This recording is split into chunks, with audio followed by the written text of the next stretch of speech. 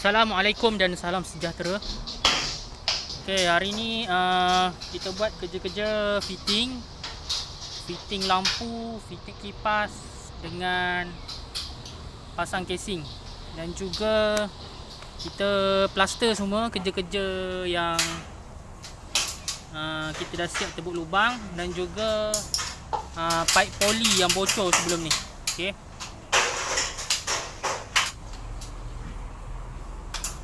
Okay, Alhamdulillah sekarang ni kita tengah settlekan casing, dan juga yang situ kita dah siap plaster tempat yang paip poli bocor.